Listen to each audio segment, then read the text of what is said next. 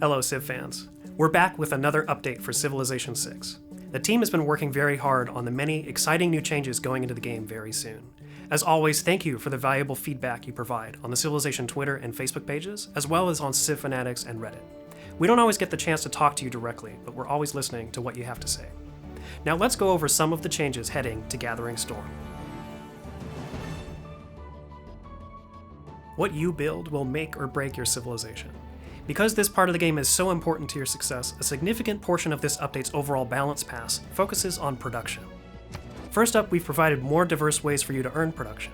We've increased the output of quarries, pastures, and lumber mills throughout the game so that they have similar output to mines.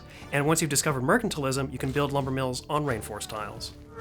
We've also rebalanced buildings so that even if they come in the late game, they will justify the production investment. We're decreasing costs of late game buildings by about 20%. Citizens working on district tiles, like the campus, now increase in effectiveness with late game buildings. We're buffing the effects of many mid and late game buildings like the food market, which provides 4 food, or 6 when it has 1 power. There's a new power lens to help you keep track of the power sources all across your civilization, including the ranges of your power plants. With our focus on production, we also wanted to revisit a few Civ bonuses.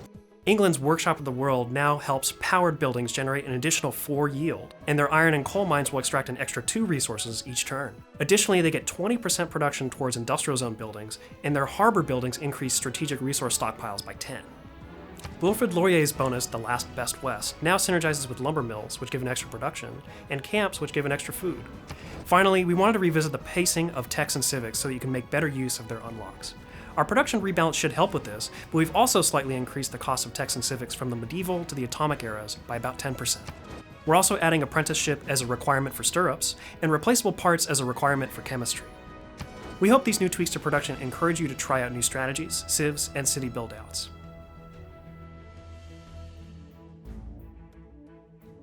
Gathering Storm saw the return of the diplomatic victory. Since its launch, we've received some great feedback that it was coming into play too late. To help with this, we've made changes to diversify where you can earn victory points, how early and often players earn them, and how many points are required for victory. For starters, we've introduced more sources of victory points, while increasing the number of points required for a victory. Most of these new points will come from normal sessions of World Congress. Now, when a resolution passes, every player who voted for the winning target option combo will receive 1 point. This means you'll need to spend favor more evenly throughout the game or look for chances to vote alongside other players. New UI elements will let you know what option and target are likely to pass. Points have also been added to all the scored competitions, including a new one, the military aid request, which another player can call when they're being bullied by a warmonger. Like the normal aid request, players who join in will send gold to the target player in a competition to claim favor and victory point rewards. To give World Congress a bit more variety, we've also added in 3 new resolutions. Espionage Pact. All spies function 2 levels higher for the target operation, or the target operation becomes unavailable. Military Advisory. A target unit promotion class gains +5 combat strength or loses 5 combat strength. Public Relations. Target player and all players who interact with them get double or half grievances. This should lead to a diplomatic victory that ends up feeling more diplomatic. Tightening up our established mechanics in each update is incredibly important to the team, but we also want to make sure we're offering new ways to enhance your personal strategies. A number of systems are being updated with new or rebalanced choices.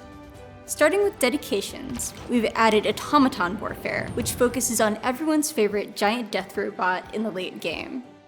During a golden age, it instantly gives you a giant death robot unit. It also grants 3 uranium per turn, and your uranium mines will accumulate 1 more resource each turn. During a normal and dark age, it grants +1 era score for each non-barbarian unit killed with a giant death robot. There are 4 new Dark Age policies available in the late game. Flower Power, which boosts your rock band tourism with civs you're at peace with, but also increases the cost of other units. Cyber Warfare, which grants +10 combat strength against units from the information in future eras, but grievances against you do not decay. Automated workforce gives your cities plus 20% production towards city projects, but -1 amenity and -5 loyalty per turn. Disinformation campaign grants 3 favor per turn for each broadcast center, but -10% science and culture in all cities. If you're having trouble keeping track of all those unit bonuses, we've added a unit abilities tooltip. Here you can see the many smaller bonuses that a unit has outside of their normal promotions. And on top of all those new changes, we also have 2 brand new map scripts for you to try out.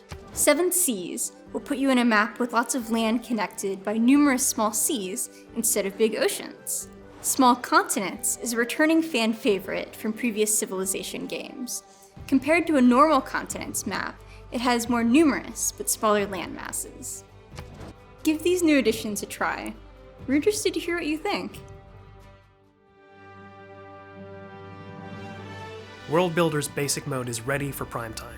Civilization 6's custom map editor can now be found in the additional content menu by default. You'll no longer have to activate it by going into the game's files. On top of this change, we've been busy doing additional polish work to enhance the UI overall. Our goal is to make World Builder as easy as possible for you to use, as it's your tool to play Civilization 6 exactly how you want. Check out our World Builder how-to video for an introduction on how to create your own maps.